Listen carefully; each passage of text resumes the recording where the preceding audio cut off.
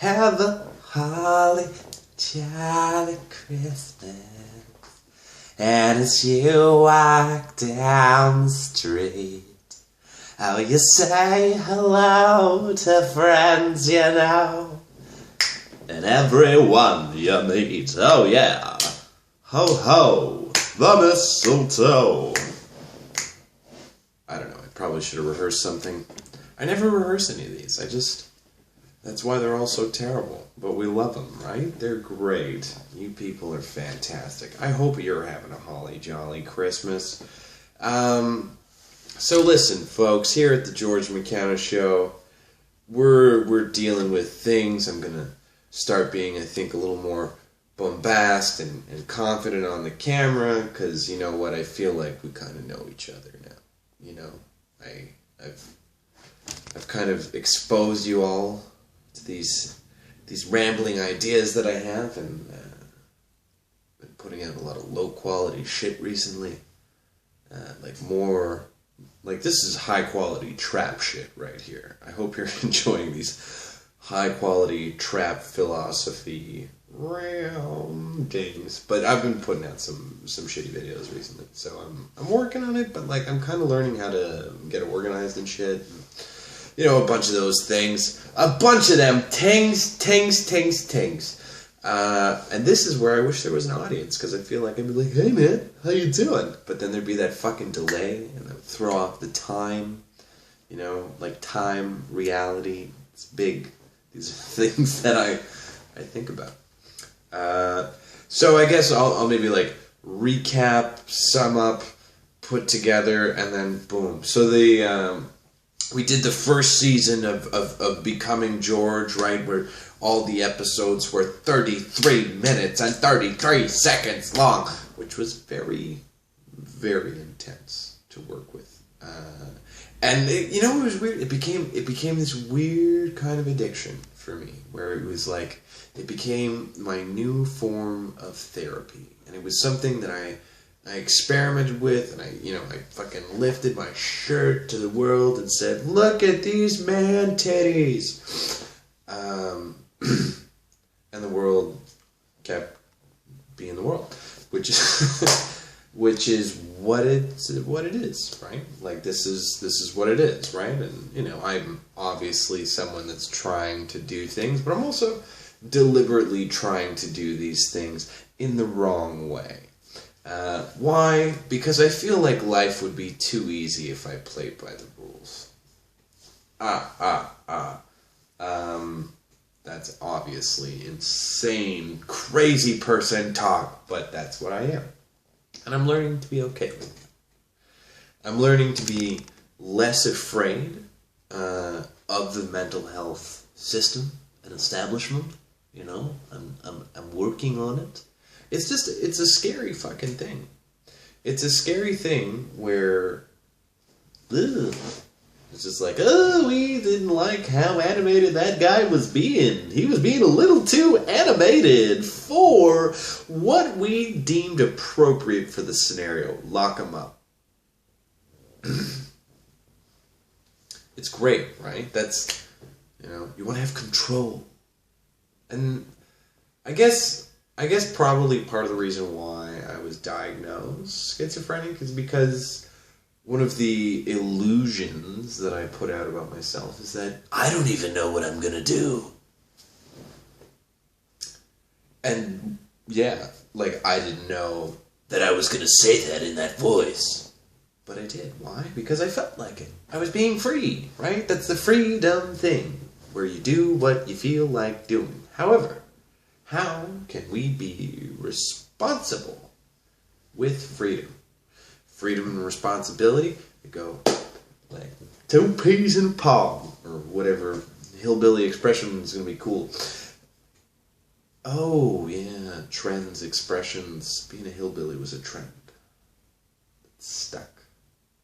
That is called a tangent of thought, and now I've lost my original point. Which brings me back to the first point of freedom and responsibility. Oh, look, I recovered the point. Because freedom, what's the responsibility? Well, the responsibility, I guess, would be that people feel safe. But I've never hurt anyone in my life. I've never been violent in my life. I'm just some guy sitting in a chair talking animatedly. Is there something that causes people to feel unsafe? And if so, why? If someone behaving in this manner is causing you to feel afraid for your safety, I would have to say I think you're suffering from the paranoia. Trying to do a little reverse mind fuckery.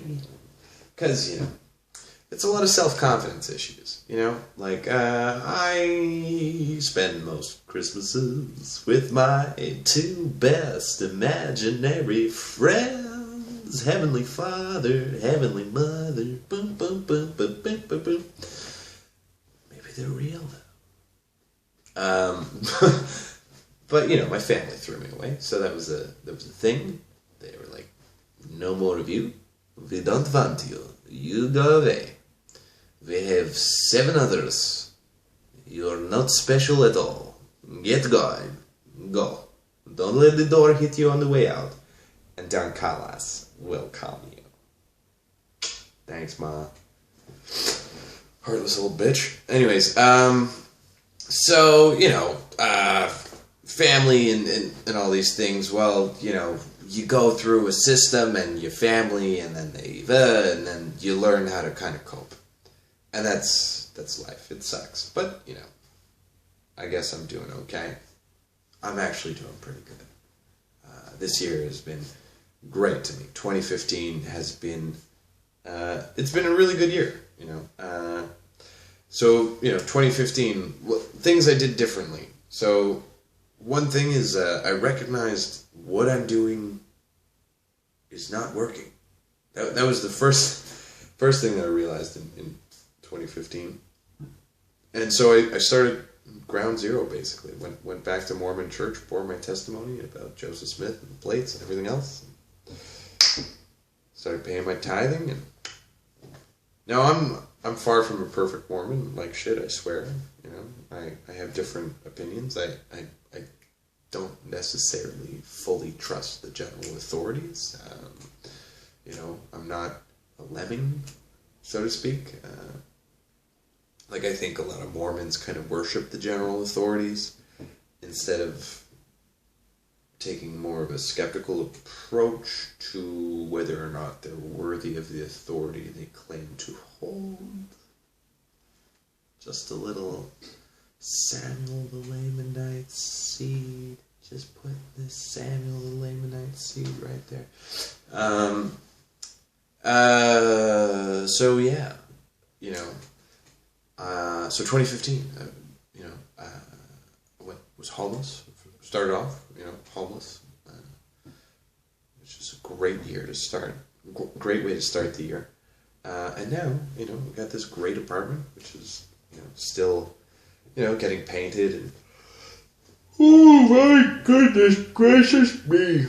Yawning on camera is so rude. We did a play here. That was fun. We did Mary and the Mysteries, an interesting retelling of the Nativity story, which, you know, I got casted in the last minute. I guess some people bailed out.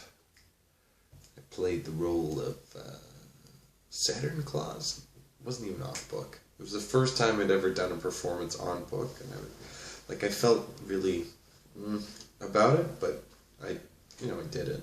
So that was, you know, so 2015, it's been a good year. It's been a good year. I hope your 2015 has been a good year. I hope, you know, all those things.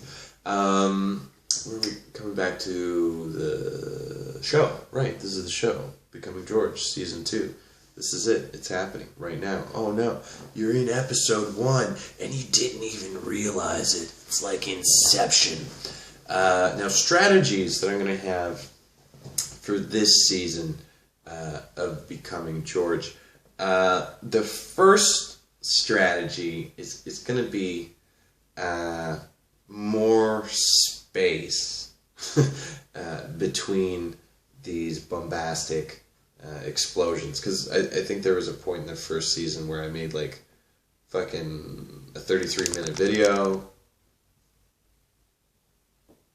and then another 33-minute video, and then another 33-minute video. And it's, I have a lot to say, but it's like I gotta find some way to filter these things or edit them. I have too much going on to be bothered with these finite details of, oh, we want your face to look less grainy. We want to have more concise thoughts. Well, I'm not selling the same shit as everyone else. What I'm trying to sell, I guess the Becoming George audience on is the idea that these are real moments that we're sharing from different points in the timeline. Like I'm sharing these moments here right now, and you're receiving them later. And I don't know how, but I want to find some way to get some back and forth on this, because I find I'm one of those people that finds myself in great conversations, and if you're a subscriber to this channel, chances are you probably do too.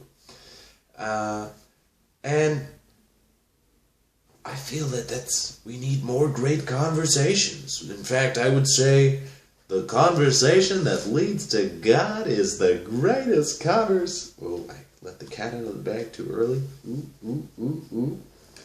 Kind of made a half-cocked episode earlier, and then I was like, I don't know. See, there's editing going on, but not the type of editing where you actually edit the video. There's just like, well, this is the first crack at it. Did I say what I wanted to say properly this time? Kind of a bit, but not really. Okay, but we're there. Okay, we're feeling it. So all of that. So yeah, that's what else did I do? Oh, for 2015, I did more comedy. I feel like when I moved to Toronto, I became a worse comedian for a while, because like I moved home, and I had to deal with all that weird, this is who I used to be bullshit, like, oh, the other thing is I stopped putting dicks in my mouth. I don't know. I think, Scott, you're a beautiful man. But, I don't know. Like, it's not my bag. It's, sexuality. Okay, let's maybe unpack a little sexuality in this first episode. Okay. I'm coming out as straight. It's kind of funny. Like a little bit. So like, I got engaged to this chick. I mean, like, naturally, she kept the ring instead of the baby, right? And I couldn't deal. I couldn't deal. I couldn't deal with it. And I dated a few chicks from OkCupid, that I wasn't like really emotionally connected to, but then we were having sex and stuff, and it was like, that was a whole, I'm not into casual sex. It doesn't make me feel good as a human being. But maybe that'll change in 2015. Who knows? Or 2016 is more like it. Hey, yeah. Anyways, probably not. Let's be honest. There's probably not going to be a lot of sex going on for the rest of this life. Oh, that's such a depressing thought, isn't it? Oh, such a negative Nancy. Oh, well, I'm trying to be a fake happy asshole. Or just a less of a pessimist. Anyways, yeah, women, I don't know. So, yeah, failed engagement, with an abortion for the extra kick in the balls, was, that really knocked the wind out of me, like I couldn't, even, that terrible, totally just devastated. And then, and then I started dating this girl, and she was like a punk rocker. She was like kind of cool. I liked her. She wasn't like, I liked her. I felt like we were hot lesbians together. We kind of were. I hope she comes out one day. Ooh, I hope I'm not the reason she's a lesbian. I probably will be, though, let's be honest. I'm so good at being a lesbian. I generally help the women I date become one, too. So, and then Father's Day came up, and I had a lot of daddy issues, a lot of daddy issues going on. And there's this dude that I went to high school with that was basically throwing himself at me. And I was like, all right, I'm gonna try this experience. I've always longed for like a sense of community and belonging. And people have always called me a faggot my whole life anyway, so being able to have the freedom to say that word was appealing to me.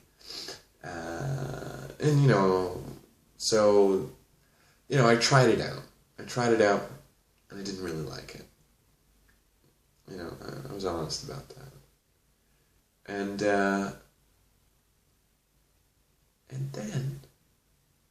then I decided to get on stage and tell a joke about this little experiment, and how it didn't really work for me. I said a joke, something along the lines of, is it homophobic if I make a guy put on a condom before he fucks me? Because gay guys have AIDS, right? Anyways, so, I got in trouble. I got in trouble for that, and I got accused of being a homophobe. And that really pissed me off. Because I was like, fuck you, motherfucker. I'm from Toronto. You can't... Are you Edmonton faggots gonna start calling me a homophobe? Because you're a bunch of bitches? So, I did what any proper Torontonian would do, and put in a solid 6-month effort into dating and falling in love with a man. I did it for you, Toronto. Did it for the 6. Let's be honest. I don't represent the 6 at all. But I did. I did on that occasion. And I showed those redneck Albertans just how we Toronto boys roll. So I did that. And there was this day where, this beautiful woman had moved into my apartment. And I started to get feelings for her. And I was very confused at this time because, the other backstory is, whenever I do something crazy, I'm gay now, or I'm gonna be a woman, or whenever I do something like that, it's because there's a whole bunch of other backstory shit going on in my life too, where, it was basically I had to reinvent myself, or I was gonna kill myself, and I felt that falling in love with a man would be better than killing myself, and it really helped me get to the bottom. That was a bottom joke. Really helped me get to the bottom of exactly what was going on in my own head, in my own life, and why I have a hard time maintaining relationships with people. And one of the things that I learned from my relationship with Scott is that I have a hard time letting people in, fully. Although I didn't have too much trouble letting Scott in fully. I have a weird sense of humor for a straight guy. that's occasionally gay sometimes. Don't tell anyone. Okay, maybe. I don't know. But, you know, like, that's life. You live it. And so, but anyway, so, you know, Bambi had moved into the apartment. And, oh, she's so beautiful. Like, oh, Bambi is like, okay, she has the most beautiful eyes and face and soul. Like, that is the eyes, face, soul. You can't get any better than that. And I'm gonna tell you something. Okay, this other weird thing is, like, sometimes I feel like girls want me to check them out, but then I think it's rude to check them out because I grew up Mormon. That's crazy, right? Yeah, that is crazy. I feel like Straight George is probably a little bit more relatable, but then there's the mystery. Which one is the real one? I don't know. That's the grand experiment. Hopefully it ends in a happy life. That's what we're working on here. It's season 2. So yeah. So it was Scott's birthday, and you know, I was his boyfriend for a little while and stuff, and told him I loved him, which I still do, you know. And I think that's realizing that you don't ever stop loving the people that you love is, I think, probably one of the most profound things that I've realized, that I think probably everybody else already knows. But that was a realization for me. And, you know, I take comfort in that, you know, like sometimes, I don't know, sometimes when I feel like really down, I think about Scott. Yeah. It's not the sex thing, you know, like, honestly, not really, you know, sure, like, oh yeah, this is the story I was trying to get into, is, you know, so it's his birthday, and I could, you know, I knew that I was starting to feel feelings for Bambi, but I'm in this committed relationship now with Scott, and it's working, and it's healthy, and we're both happy, so clearly I have to ruin it. And, you know, we're having sex on Scott's birthday, and it's his birthday, so yeah, I'm putting out, because, like, why would you be shitty to someone? It's their fucking birthday, you know? And so, but, you know, we're having sex on his birthday, and it was kind of on that point when I realized, you know, I'm not really into this, you know? I kind of really would rather be fucking Bambi right now. Maybe that was a little harsher way of phrasing that. But, boy, cats out of the bag on that one. But yeah, so I did all that, and I felt so embarrassed and ashamed, you know, because like when I first met Bambi, right, I was on White Avenue, and I was busking, and I just remember, like, looking into her eyes, and she was like, she knew. It was like she knew me. 'Cause she has, like I said, the most beautiful eyes ever. And so that, it confused me. And I was scared of, like, oh, you know, is she just gonna think I'm some sleazebag that fucking made up being gay? Because, like, I didn't even know Bambi before I started dating Scott, you know? And I don't, you know, maybe fleeing Edmonton was the weaker decision, but I was scared, you know, like I didn't have a job. We were getting evicted from our apartment because I'd lost my job. You know, I was getting kind of good at comedy, and my jokes were kind of funny some of the times, and kind of cutting all the right lines and, all that stuff. But, on a personal level, I was a real mess. And so I came back to Toronto, and drove here. I did play. Not same people, kind of. Same theater company, I guess. Different location, obviously. But, did a play. That made me feel good. And I did a stand-up performance for Halloween. I think it was a few days after I got back into the city. And I met this burlesque dancer at this show. And it was one of those things where I really just wanted to talk to her about her act. And she didn't believe me. She thought I was asking her out on a date.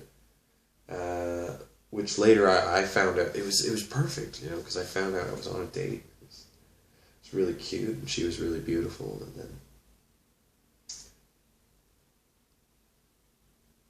then I don't know what happened.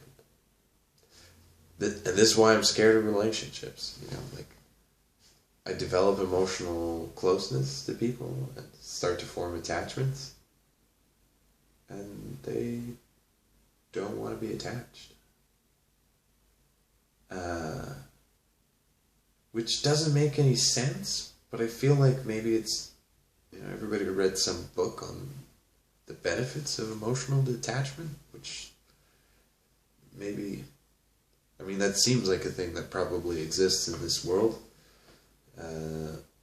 even though there probably really aren't any benefits to emotional detachment. I would say, the zest for life comes from emotional investment. Investing in causes and people and situations and circumstances. And all these different things. And so, I went through a rebuilding process of, finding me in Toronto. And, that process still is going on, Like, I like being George McKenna. But I know I'm Thomas Dog.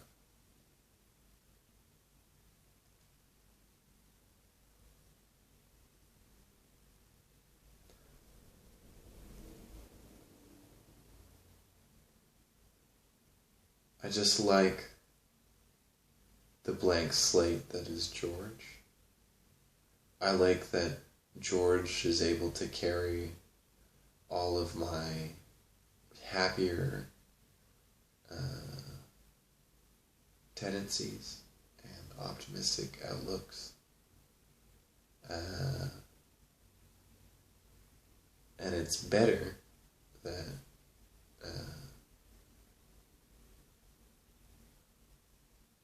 that the pain stay in the old name. And sometimes that pain has to come out and be vented. But the rest of the time it's me, your buddy George McKenna here, trying to make you laugh, be silly, be funny, be groovy, be wild, children. Oh, Jesus Christ, child. I'll tell you one thing that really fucked me up when I first came to Toronto is all these goddamn liberals. Oh my God. I can't believe I used to be a liberal. I think they're so fucked up. Like, I get it, they think, oh yeah, we're doing a good thing. We're gonna make it so people can't say things that are offensive as easily. We're going to make it harder for them to say offensive things, but really you're just making it harder for fucking people to talk. And okay, there are some things that I agree with. I agree with universal healthcare. I think that makes sense. I agree that there are some people in society that can't really take care of themselves, and there needs to be some sort of apparatus of the state to help those people so they're not suffering, but not just to give them the bare minimum, because that turns into a never-ending thing where people never really get out of poverty and they're just used to taking handouts. But there needs to be some type of system that helps people go from, oh shit, I'm on the street with nothing, to, alright, I got an apartment, I can get clothes, alright, I'm getting my life back, because I definitely, first of all, obviously I benefited from that type of system, but I think that type of system existing makes perfect sense, because the true value of human beings isn't in their bank accounts, it's in their brains. And so, someone that is on the street today with the proper support and housing could very well develop zero-point energy. Although, if you've been following the development of zero-point energy, it's been developed a few times, and every time the guy mysteriously dies or his patent gets bought up. Now, the interesting thing, I'll just maybe we'll wrap up on zero-point energy. I feel like maybe that's a nice kind of smorgasbord of whatever's in the head of George.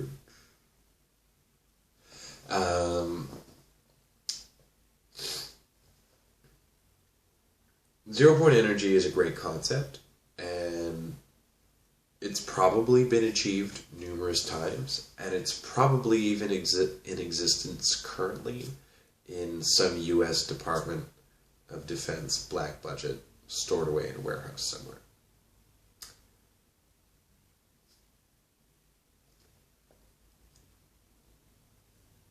That's what I know about zero-point energy. That's some things about magnets and circles. Just